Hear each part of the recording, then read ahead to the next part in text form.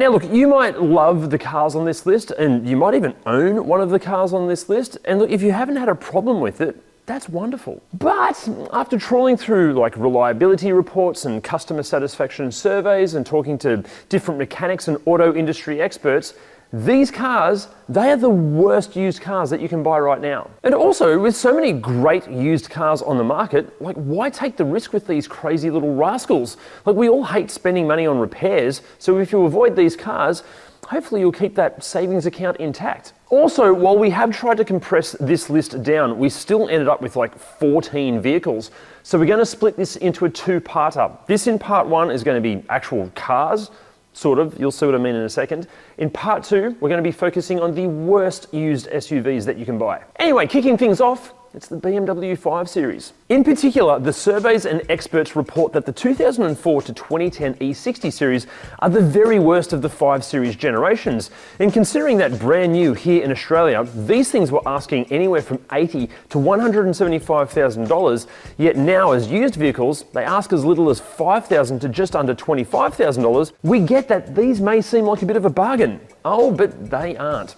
See, there's a reason that they have plummeted in value. Across the E60 range, BMW powered the car with what many experts claim to be some of the worst BMW engines ever. The 520i's N43 commonly has timing chain issues thanks to the timing chain guides breaking off and damaging the oil pump, sometimes resulting in catastrophic engine failures. Then there are fuel injector problems and oil pressure issues so bad that it can lead to engine seizing. The 535i's N54, which actually won multiple Engine of the Year awards when it was new, can now suffer from turbocharger issues and failures, seemingly endless oil leaks and fuel injector failures. And speaking of those injector issues, well, they are commonly reported defects on the 525i and 530i models with the N53 petrol engine. The consequence of bad injectors can often require a complete engine rebuild or even an engine swap. When it comes to the V8 N62 in the 540, 545 and 550i, there are loads of reports of coolant hose leaks, oil gaskets leaking and valve failures, often due to the oil leaks, and the worst case scenario, you'll be replacing all 32 valves, which is going to be very bloody costly. Then the turbo diesel N47 in the 520D, it can suffer from timing chain problems which can eventually cause damage to the pistons or the rods, requiring a full engine rebuild. Plus there are DPF dramas and cooling system issues as well. Even the flagship M5 with its S85 V10, it can have a few issues. Throttle actuators failing, rod bearings failing, and all of the complications surrounding a hugely complex V10 engine engineered with tight tolerances but built for the mass market. And across the range, and ignoring the engines for a second, the windshields were prone to cracking, there are endless reports of interiors becoming more rattly than a maraca collection, door handles squeak, and the list of reported electronic gremlins go on forever. Yes, with fastidious maintenance, there are owners out there that have never had an issue. But if you're buying a used one, how do you know 100% that the previous owners have maintained the car thoroughly? So sorry, they're just far too risky. Now look, next up, this isn't technically a car as such, but to make part one and part two of these two videos equal length, it made sense for this one to be in part one. It is the god-awful Kia Carnival. Remember many years ago when Kia was a manufacturer of cheap and nasty shitboxes? Well, the first and second generation Carnival, or Sedona, depending on where you're watching this from, is the epitome of this scenario. To be fair, the second generation from 2006 to 2012, it was marginally better. But in saying that, still don't buy one because they're still awful. Mechanically, oil leaks, valve seal and head gasket leaks, engine bay plastics falling apart causing all sorts of issues, electronic gremlins, multiple reports of catastrophic engine failures. Even the exterior and interior are plagued with issues. Honestly, the list of complaints surrounding these things are terrifying. Yes, they're cheap, but they are cheap for a reason. Do not buy an early Carnival. Honestly, even if it means getting public transport or walking, don't do it to yourself. You're better than that. Now, in saying all of that, it is amazing just how far Kia have come from making these bloody horrible early examples all the way through to the current awesome Carnival, let alone the EV9. Now, back to actual cars. Sorry guys, it's the Audi A6. Specifically, the problem child of the A6 family seems to be the fourth generation C7, and in particular, early examples from 2012 to around about 2015. Funnily enough, before the mid-cycle update. Various consumer and reliability reports awarded these A6 models with just 1 out of 5-star ratings, reporting brake squealing problems, steering issues, engine issues across the entire range, but particularly with the hugely popular 3-litre turbo diesel. These engines potentially suffer from ECU gremlins, causing a variety of different issues: failure of the fuel pressure regulator, failure of the serpentine belt, throttle bodies fail due to wear and tear and clogging and electrical and even mechanical problems, and excessive oil consumption can all be an issue. And even aside from the mechanicals, there are reports of transmission issues, and electronically,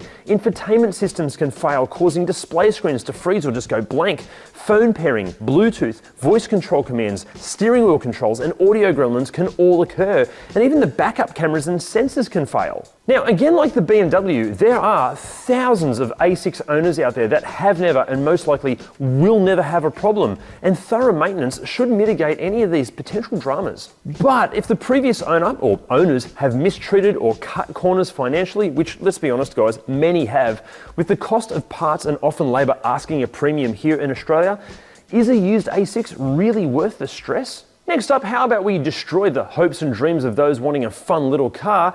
According to the experts, this is another one you need to steer clear of. It's the Fiat 500. Okay, look, let's get something straight. The particular Fiat 500 that we reviewed has never had an issue. Read through the comments section of that video and you'll see hundreds of messages from owners that have also never had an issue. In fact, many claim that the little Italian is the best car they have ever owned, and we don't doubt that for a second.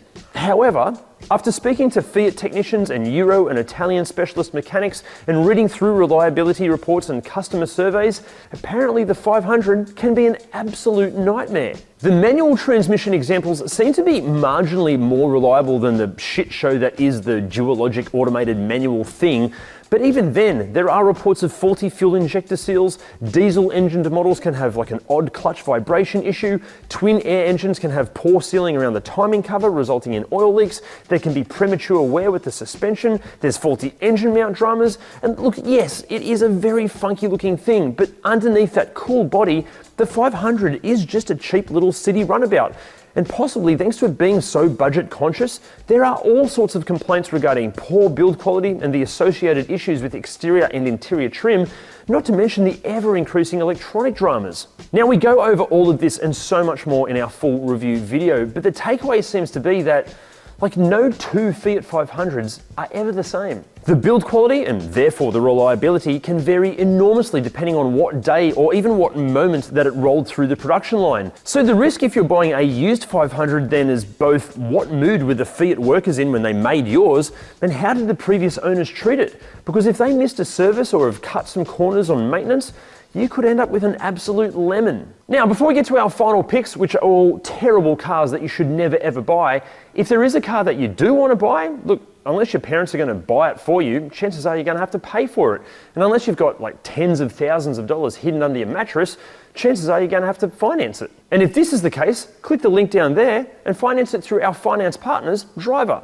The entire process can be done online. You can get pre-approval in just minutes. You can choose which finance package works for you, and there are no hidden fees. Plus, if you get your finance via that link down there, you're going to get $150 worth of free fuel. That's brilliant. But you know what? Even if you get that car, what happens if it rains and your wipers are so crap you can't see where you're going? Well, that's easily fixed. Click the other link down there and get yourself some awesome WIPERTECH wipers for 15% off plus free express shipping. They're easy to order, they're delivered to your door, they're easy to install, and they'll wipe rain off your windscreen better than your grandmother wipes food off your face. WIPERTECH, you legends. But let's get back to the video.